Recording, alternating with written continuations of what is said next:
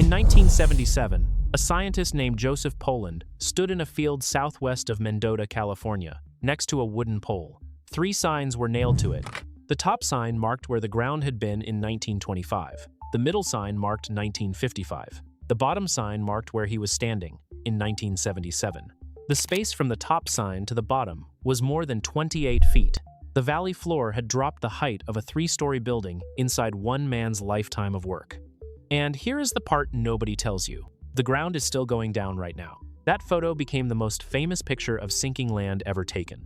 Poland studied water for the United States Geological Survey, and he spent years measuring something almost nobody ever feels happen. Not an earthquake, not a flood. A slow, quiet fall of the land itself, sinking a few inches a year, year after year, until a man could stand in a farm field with his head 10 feet below where the ground used to be. By 1970, more than half of the San Joaquin Valley had sunk by at least a foot. That is about 5,200 square miles of farmland. Roads, canals, well pipes, and whole towns riding the ground down with it. The deepest drop, near Mendota, was more than 28 feet. People have called it one of the single biggest changes humans have ever made to the surface of the planet. And the cause was not loud or sudden. It was a pump. Nobody was watching the ground back then, because the ground does not scream. It does not crack open in a single afternoon. It settles. A 1/4 inch here, a 1/2 inch there, spread across whole counties, hidden from anyone standing on top of it. By the time the damage shows up in a bent canal or a snapped well, the land has already moved past the point where you can put it back. Here is how it started. In the 1920s, farmers across the valley began drilling wells and pulling groundwater up to water their crops. The San Joaquin Valley sits over a deep stack of dirt, layers of sand and gravel that hold water, split by layers of fine clay. When you pump the water out faster than rain and rivers put it back, the pressure that was holding those clay layers apart goes away. The clay squeezes flat, and the surface drops to match. Sinking land in the valley was first written down in 1945 by an engineering expert named I.H. Althaus. Then Poland and his teams mapped the full size of it through the 1950s and 1960s, and the numbers were shocking. The valley was sinking faster than almost anywhere on Earth. To track it, the United States Geological Survey built a set of tools called extensometers, deep pipes anchored hundreds of feet down that measure the ground squeezing in around them.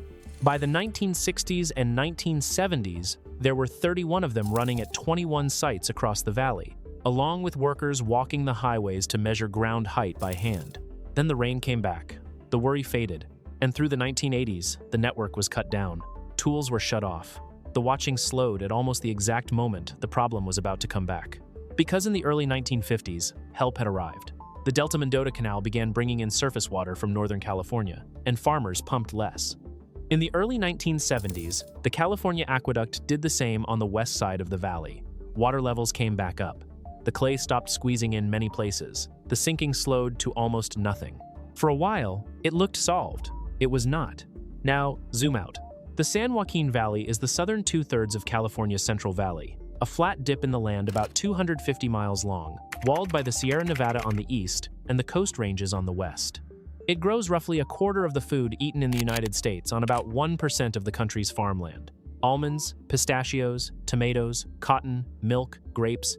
The whole thing runs on water, and in a dry year that water comes from underground. At the southern end sits the old Tulare Lake Basin, a closed bowl with no natural path to the sea. And inside that bowl is the town of Corcoran. Remember that name. The story comes back to it.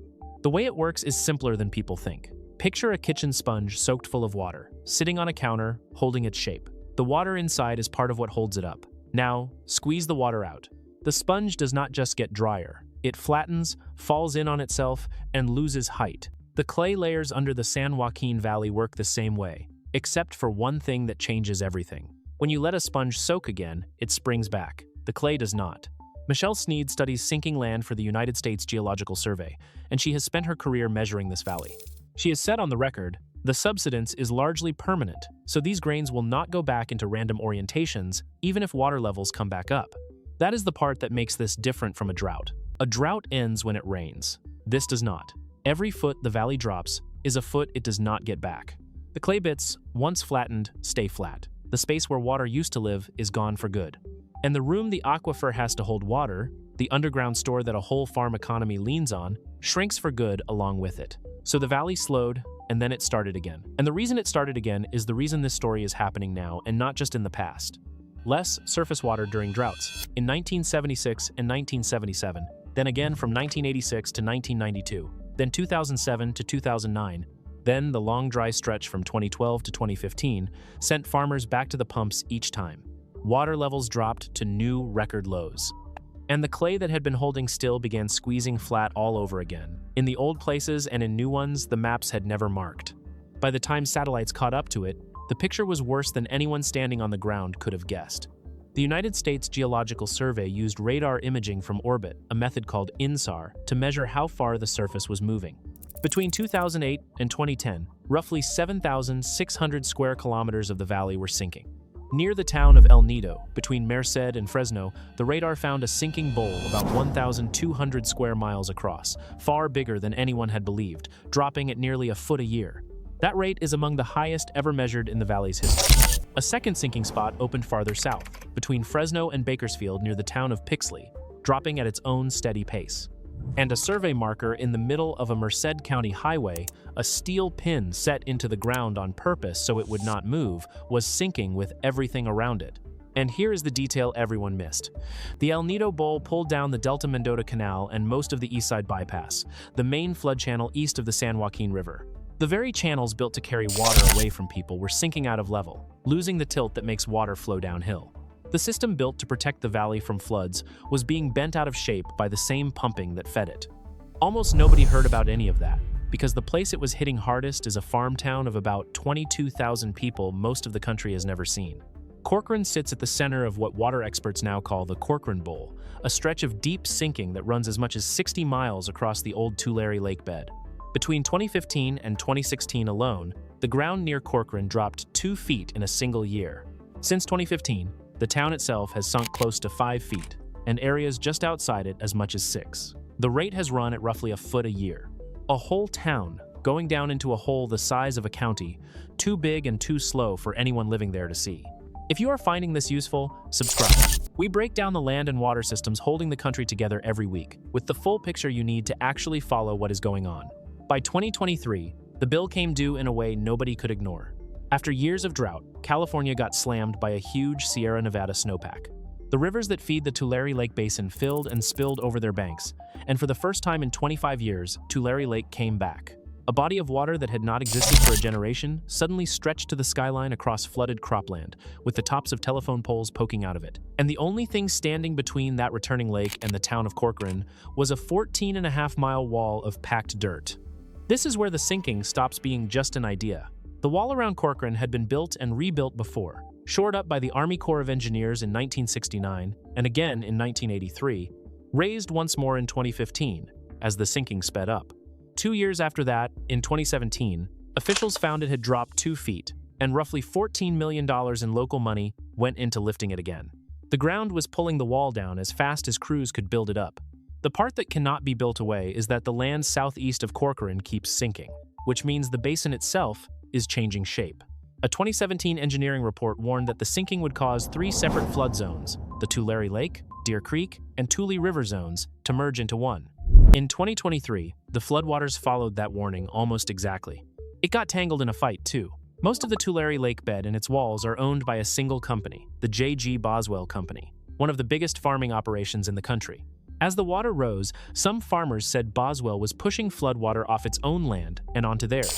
Others said the runoff was simply too much for any wall system to handle. What no one argued about was the ground. It had been sinking for 100 years, and it had quietly changed where the water would go. So in May of 2023, the state stepped in. Governor Gavin Newsom put up about $17 million to raise the 14.5-mile wall around 4 feet, up to 192 feet above sea level. The reason the number mattered so much is what sits behind that wall of dirt. Behind it are about 22,000 residents, medical buildings, power lines, and a state prison holding around 8,000 inmates. The federal government guessed that a full flood of the basin would cause about $6 billion in damage. A town protected by a wall that sinks every year, raised again and again, on ground that will not stop dropping. That is the kind of math that has no last line. The harm spreads out in layers, and it grows. First, the wells, and the people on the other end of them. Sinking land has wrecked thousands of public and private groundwater wells across the valley. As the ground squeezes in around a well pipe, the steel pipe can buckle, snap, or get pushed up out of the earth like a nail backing out of a board. But the deeper problem is that all the pumping drops the water table itself, and the shallow wells go first.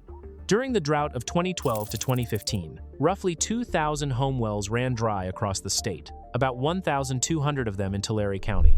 The hardest hit was a small, mostly Latino town called East Porterville, a town of around 7,000 people pressed against the Sierra Nevada foothills, where many homes pulled from wells as shallow as 30 feet.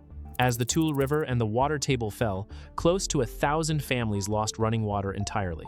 Officials parked a large tank in front of the local fire station so people could fill jugs for bathing and flushing.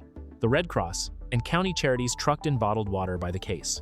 Families filled buckets from tanks in their front yards, carried them inside, and poured the water over their heads with a cup. End quote. The state eventually spent about $10 million hooking East Porterville up to the next town's water system at roughly $4,000 a home, a job that ran into 2017. The same pumping that sinks the valley is the pumping that empties the kitchen taps of the people living on top of it. Second, the canals. This is the part that costs the most and gets the least attention. The Frient-Kern Canal runs 152 miles down the east side of the valley, carrying Sierra Nevada water to more than 1 million acres of farmland and about 250,000 residents.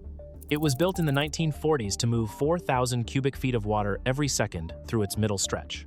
By the worst of the recent drought, sinking had pulled a stretch of it down so far that it could carry about 60% less, down to roughly 1,600 cubic feet per second. The canal was sinking into the ground it crossed, and in places the water was backing up against bridges it used to flow under.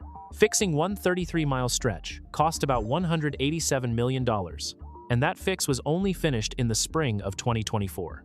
The California Aqueduct and the Delta-Mendota Canal have lost height and carrying power to the same problem. Billions of dollars of water lines, slowly bending out of shape because the ground underneath them is sinking. Third, the town. Corcoran, the wall, the prison, the returning lake, the 4-foot raise that will probably not be the last. Fourth, the rail line and the merging flood zones. California's high-speed rail runs along Corcoran's eastern edge, beside Highway 43, and the same engineering study that warned about the merging flood zones put that path in the way of possible major flooding as the basin keeps reshaping itself. Fifth, and biggest, the water supply for the whole state. Every foot of permanent flattening is room the aquifer can never hold water in again. In a state that leans on groundwater to get through its dry years, the valley is shrinking its own backup supply, one drought at a time, and the loss does not come back. Even in record wet years like 2017, the new sinking did not fully stop. In 2014, California finally tried to deal with the source. The Sustainable Groundwater Management Act, signed that year, tells the valley's groundwater basins to be managed in a lasting way and brought into balance by the early 2040s. It was the first time in the state's history that pumping groundwater came with real rules.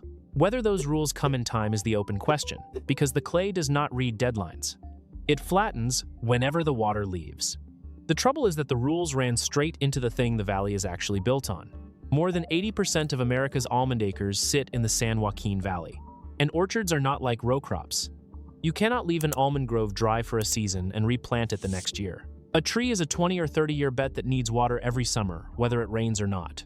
So when the surface water gets cut, the easiest lever a grower can pull is the same one that started all of this, the pump. Years of that has left the valley short by nearly 2 million acre-feet of groundwater a year, roughly the amount of water in 2 Folsom reservoirs drained and never refilled. That shortfall is the engine under the sinking. And closing it means using less water in a place whose whole economy was built on using more. By the mid-2020s, what that meant started showing up in the dirt. Groundwater agencies began giving growers hard pumping limits and, in some districts, fines for going over them. In the eastern Tulare area near the Frient-Kern Canal, the local agency signed a deal that admitted sinking would keep happening and set up payments to cover the damage to the canal. By early 2024, it had paid the Friant Water Authority more than $16 million, and the canal kept sinking anyway. For farmers, the math turned brutal. With less water allowed and fines on the rest, some began doing something the valley had not done at scale in 100 years, tearing out trees. In eastern Merced County, one family pulled about 170 acres of almonds and walnuts and lined up another 140 to follow, cutting their orchard size by roughly a fifth. Tree removal companies across the valley could not keep up with the work. The young, not yet bearing almond acres, the trees that show where growers are betting on the future, fell from about 280,000 acres in 2022 to roughly 105,000 by 2025. The valley is being told to shrink, the very thing that made it the richest farmland in the country, because the ground underneath it cannot take any more. And even that may not be enough, or fast enough. The clay does not answer to a court deal or a planting choice. It answers to the water table. Drop the level past its old low, and the flattening starts again, in the same season, no matter what anyone has signed. The rebuilt set of tools, fixed up extensometers paired with radar from space, has already caught sinking in places that never sank before, including parts of Madera County north of the old bowls. The problem is, moving into new ground about as fast as the old ground is being managed. There is a clue buried in this story, sitting in plain sight. Tulare Lake was once the largest freshwater lake west of the Mississippi River. In the 1800s, it covered hundreds of square miles. Farmers turned away the rivers that fed it, drained the bed, and planted it. The lake vanished, and the land where it had been became some of the most valuable farmland in the country.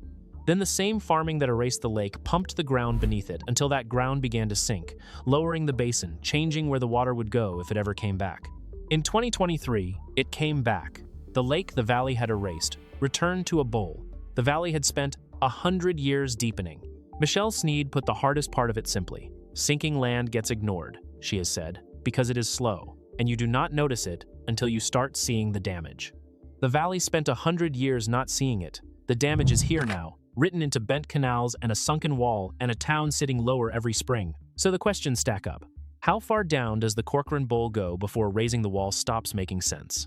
What happens to a 152-mile canal if the ground keeps dropping a foot a year after the fix is done? How do you reach groundwater balance by the 2040s in a basin that has already lost room it can never rebuild? And what does it mean that the most productive farmland in America is slowly draining the underground water that makes the farming possible? Joseph Poland passed away in 1991, but the field southwest of Mendota is still there, and so is the spot where he stood beside that pole with its 3 signs counting down the height of the ground. The valley around it is still dropping. The pumps still run in every dry year. And somewhere out in the Corcoran Bowl tonight, the land is settling another small fraction of an inch toward a number nobody has measured yet. Quiet, patient, and going only one direction.